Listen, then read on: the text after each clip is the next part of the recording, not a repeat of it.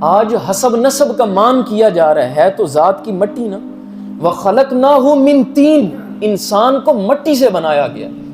ایک جگہ پہ انسان کی تخلیق کے بارے کہا کہ انسان اگر اپنی تخلیق پہ غور کرے نا تو انسان کی تخلیق تو ایک ناپاک نطفے سے ہے، تو پھر کیسا مان ہے؟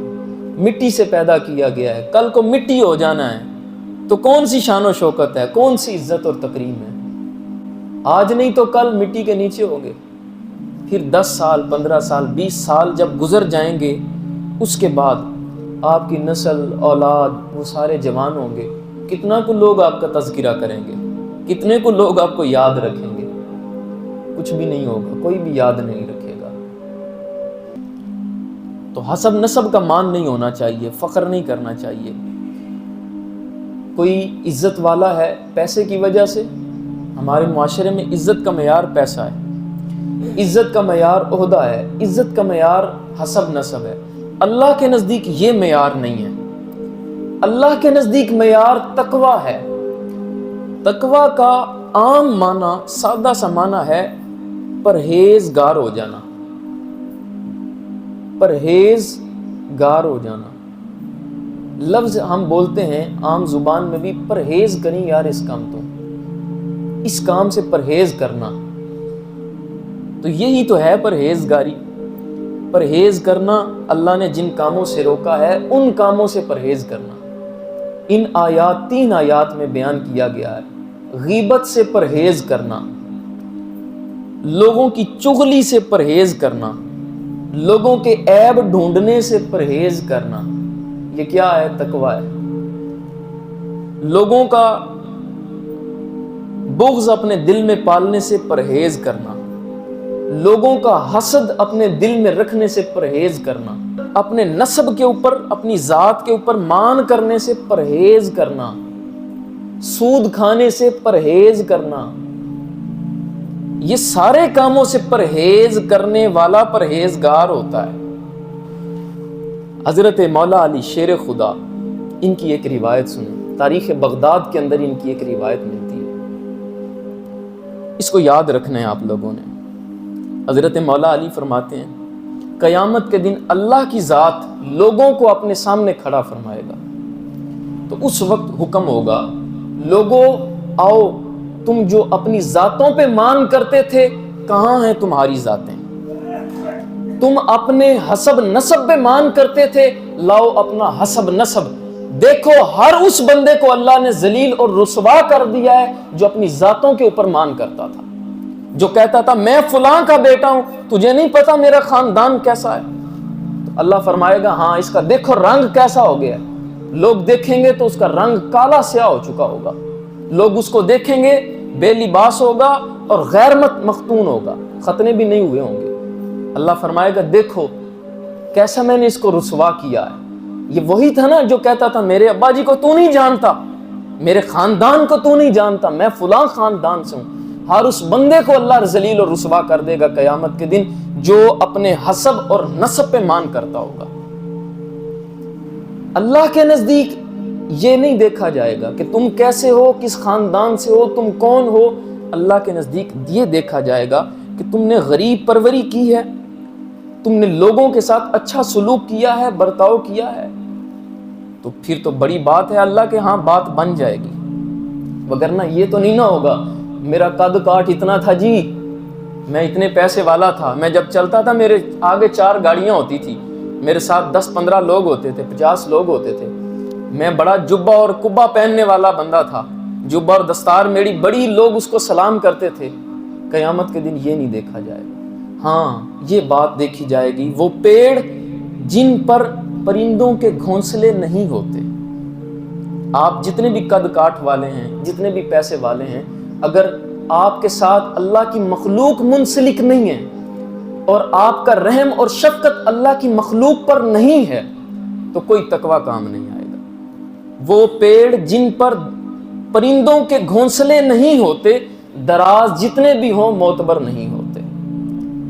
سفیدے کا درخت جتنا بھی اونچا ہو جائے وہ پھل نہیں دے سکتا، جس کو پھل لگ جاتا ہے وہ پھر جھک جاتا ہے۔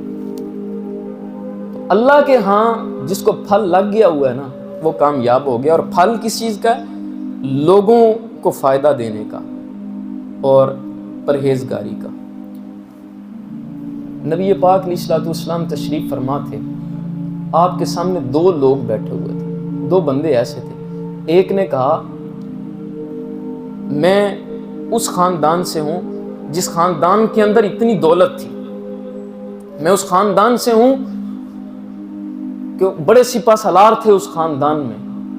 اس نے 9 پشتیں گنوائی, ہمارے ہاں بھی گنوائی جاتی, میرے دادا جی انج, میرے پردادا جی انج, میرے وڈے انج, فلانا انج, فلانا انج, فلانا انج.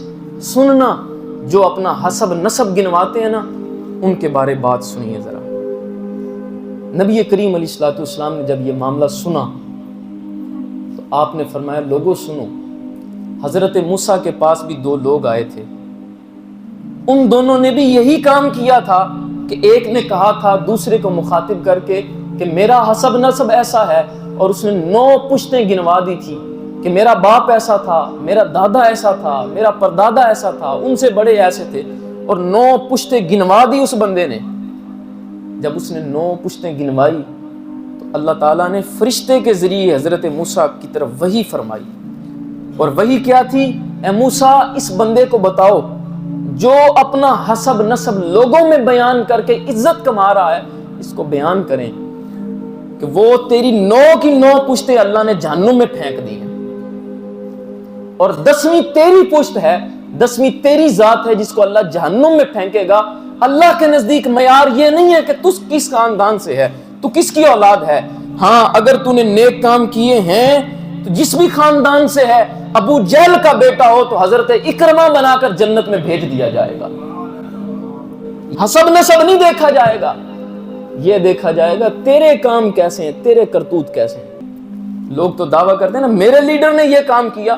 قیامت کے دن یہ نہیں پوچھا جائے گا تیرے لیڈر نے کیا کام کیا, پوچھا جائے گا تو نے کیا کام کیا. یہ نہیں پوچھا جائے گا تو جس مذہبی رہنما کی پیروی کرتا تھا اس نے یہ کر دیا. ہمارے ہاں بھی مولانا خادم صاحب قبلہ امیر المجاہدین بڑی محبت کرنے والے ہیں ہم ان سے. ہمارے سے یہ نہیں پوچھا جائے گا کہ انہوں نے کیا کیا, وہ تو ختم نبوت پہ جو کام کرنا تھا کر گئے ہیں. ہمارے سے پوچھا جائے گا تسی کی کیتا, تم نے کیا کیا.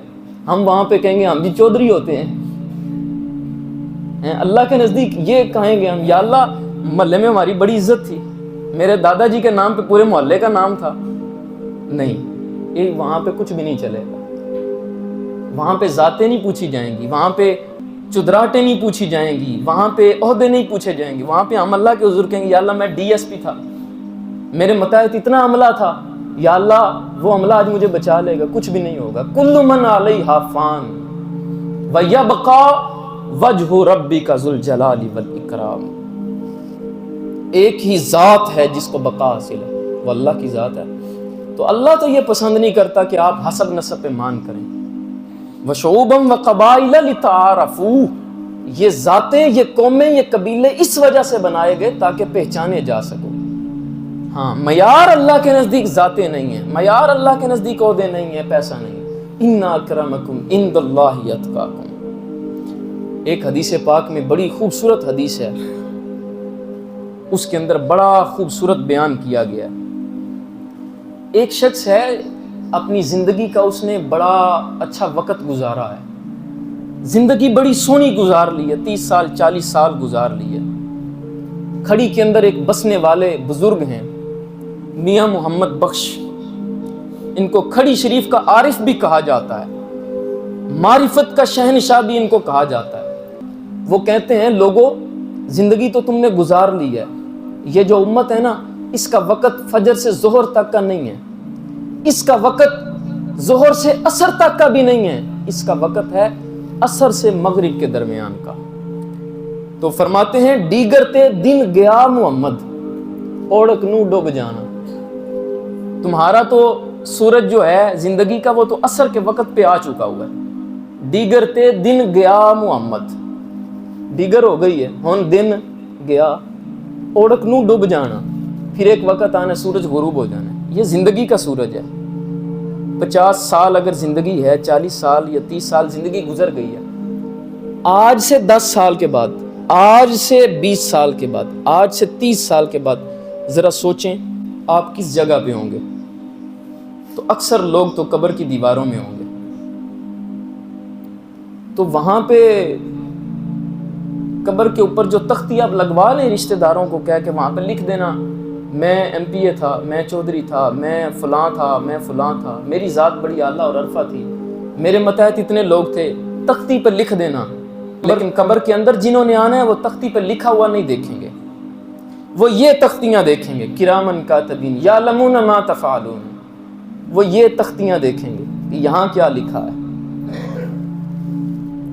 اللہ کے نزدیک سب سے زیادہ تکبر کے اندر ناپسندیدہ عمل یہ ہے کہ کسی کے سامنے آپ یہ کہیں کہ میں فلاں ہوتا ہوں اور فلاں کا بیٹا ہوں.